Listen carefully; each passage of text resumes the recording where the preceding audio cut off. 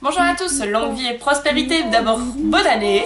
Et puis ensuite, bienvenue dans cette vidéo où je vais vous montrer comment on fait son teint. Parce que je me suis rendu compte qu'en fait je le fais sur toutes mes vidéos. Il y en a certaines où je détaille ce que je fais, d'autres pas. Et que en fait je n'ai jamais fait de vidéo où j'explique vraiment comment faire son teint, les produits, etc. etc. Or, j'arrête pas de dire, mais oui, mais va voir mes vidéos, regarde comment on fait le teint. Bah ouais, mais non, il n'y a pas d'explication. Donc, pour attaquer cette nouvelle année 2019, je remédie à ce souci et je fais donc une vidéo trucs et astuces, comment faire son teint. C'est parti. Donc pour faire son teint, on commence toujours par une base. Donc il en existe plein, de toutes les marques en font. Moi, les miennes en ce moment sont les The Professional de Benefit, parce que j'aime bien cette marque. Qui va venir, en fait le but du jeu c'est de réduire l'apparence des pores, du coup ça va lisser et avoir un effet mat. Et j'ai la base préparatoire de maquillage en gel léger, crémeux, riche en vitamines qui crée la toile de fond idéale pour l'application du maquillage. Ça c'est du nom. De chez Laura Mercier que j'ai gagné il y a quelques temps dans une Beautiful Box d'un concours de haut féminin. J'avais donc reçu la full size. Qui est bien, donc voilà, comme dit, ça prépare le visage, ça permet de mettre une couche de protection entre la peau et le maquillage, ça permet que le maquillage tienne mieux, enfin bref, ça a plein de bonnes choses, et ensuite il suffit donc de trouver sa base. Donc c'est parti, je commence par la base. J'applique toujours la base au doigt parce que je mets ça comme une crème. Une fois qu'on a sa base, on peut passer au fond de teint. Alors moi du coup, j'ai toujours le même en ce moment. J'ai le Kiko 3D Lifting Foundation en teinte peach rose.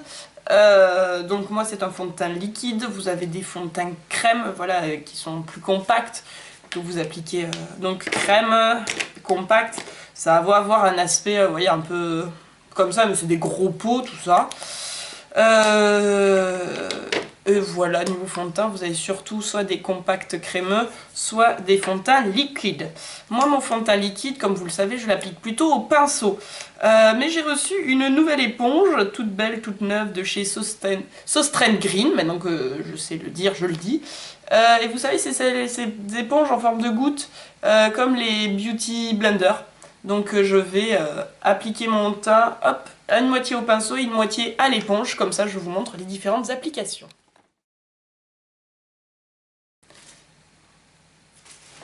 Donc il y a plusieurs façons d'appliquer son fond de teint. Là j'ai choisi l'option de me faire mettre le fond de teint sur le visage et je vais estomper après avec le pinceau. Il y a l'option, d'habitude je mets sur ma main, je trempe le pinceau et j'applique. Voilà, il y a plusieurs options. Allez, on est parti. Le pinceau, toujours des mouvements circulaires.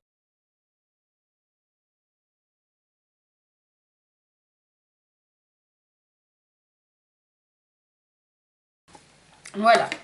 Allez, on est parti pour l'éponge, je suis allée l'humidifier. Concrètement, je ne sais pas trop pourquoi, donc il me semble qu'on les humidifie pour pas que le fond de teint soit trop absorbé dans l'éponge, je crois, je ne sais pas.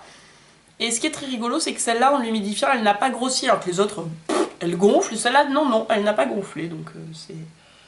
Hop, donc je prends le gros bord et on tapote.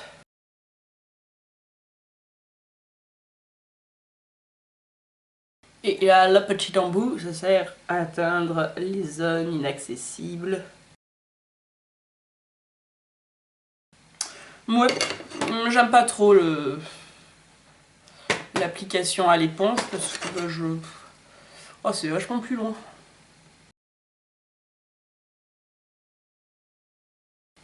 Et surtout, on n'oublie pas de camoufler la démarcation dans le cou.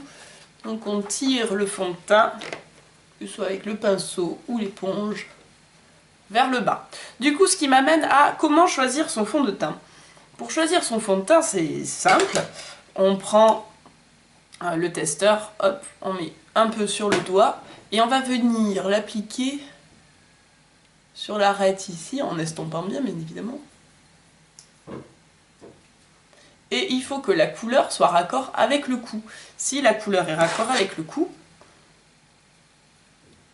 c'est que c'est la bonne teinte. Si c'est beaucoup plus trop sombre, ça va, si c'est beaucoup trop clair, ça ne va pas non plus. Bon, je trouve que l'éponge, ça absorbe beaucoup trop le produit, donc si vous voulez un teint léger, c'est pas mal, mais moi je suis pas fan. C'est utile les éponges pour plein de choses, mais moi pour étaler le fond de teint, je préfère vraiment le pinceau, mais je voulais vous montrer comment on fait. Ensuite, on passe aux anti-cernes. Oui, puisqu'il faut des anti-cernes. Ah, hop, ou camouflage. Donc vous avez sous forme, moi j'aime bien ces formes-là. Je veux l'utiliser jusqu'au bout, hein, même si j'ai le suivant qui est prêt, qui attend, le tout neuf. Là il est tout beau, tout neuf. Mais hop. Donc des embouts comme ça, donc c'est plutôt des anti-cernes liquides. Donc l'anti-cerne on le place sur le cerne, parce que je crois qu'on dit le cerne et pas la cerne, mais hop. Moi je tapote, j'en mets toujours un peu en dessous aussi. Et après on en met donc sur toutes les rougeurs. Hein, là, bon là en ce moment ça va, j'en ai pas trop. Et puis on peut faire son contouring comme j'ai déjà montré dans une vidéo précédente. Que je vous laisse aller voir. Donc hop, je vais d'abord...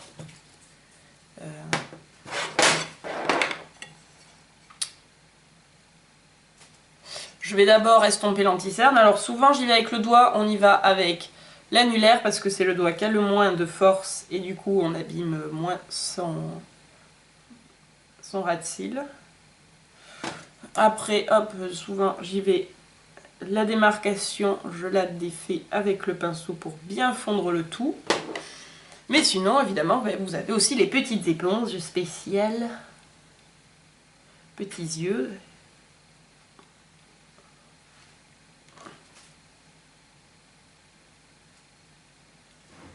Et voilà. Allez, soyons fous, un peu de contouring avec mon super nouveau Wonder Stick de chez NYX.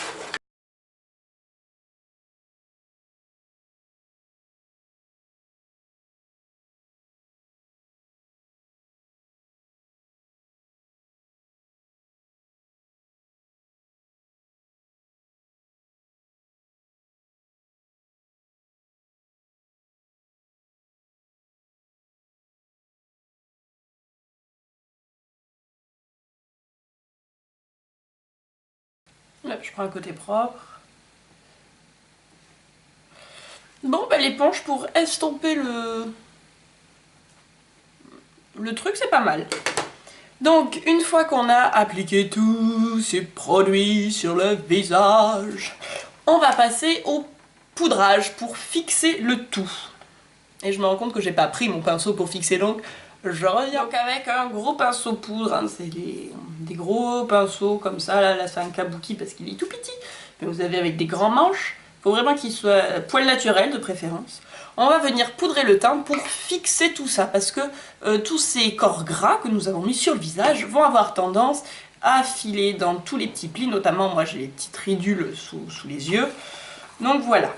Donc pour poudrer, on utilise soit des poudres libres, qui ont cette forme-là, hein, voilà, c'est de la poudre libre, ça vole. Ouh.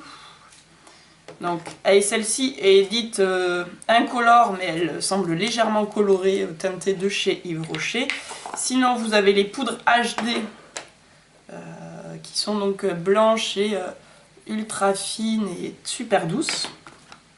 Ou vous avez des poudres compactes, qui sont donc elles colorées, donc il faut les choisir à la carnation de son visage, et comme elles sont compactes, le rendu est beaucoup plus compact.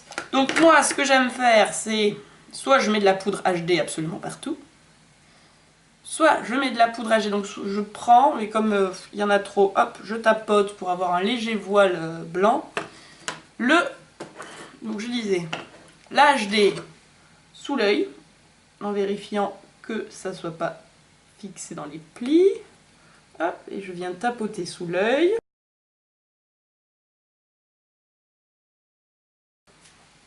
Et après, soit je mets de l'HD donc partout, soit je vais venir mettre de la poudre compacte selon l'effet souhaité.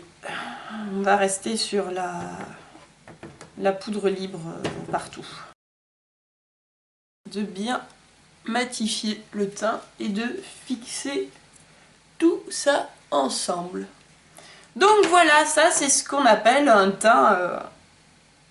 Voilà, comment on fait son teint. Je vais me faire une deuxième petite vidéo maquillage pour faire une vidéo maquillage et je reviens vous montrer le résultat final. Mais donc voici voilà ce que j'appelle un teint bien fait. Je vais zoomer voir. J'adore zoom.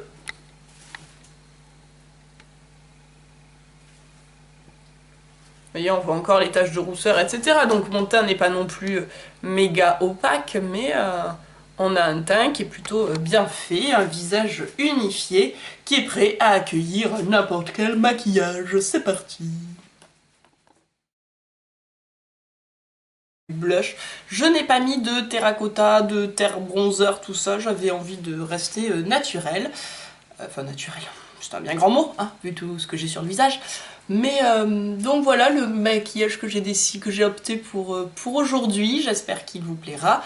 N'hésitez pas à aller voir la vidéo qui montre comment je fais, je ne sais pas mettre d'hyperlien toujours, donc en dessous, je mettrai le lien selon que la vidéo sorte avant, après, l'ordre des choses. Et bien écoutez, moi je vous fais de gros bisous, j'espère que ça vous aidera à faire votre teint. Si vous avez d'autres questions, d'autres interrogations, vous n'hésitez pas à me les poser en question en commentaire. Tout ça, sur Facebook, sur ma page Divine by No. Vous pouvez me contacter plus facilement que sur YouTube aussi je pense, donc vous n'hésitez pas. J'attends vos retours, je vous souhaite encore une fois très bonne année, que 2019 vous apporte plein de bonnes choses, des surprises, des bonnes choses, la santé et tout plein de beaux projets. En attendant, moi je vous fais des gros bisous, je vous dis à très bientôt et que la force soit avec vous. Ciao ciao ciao.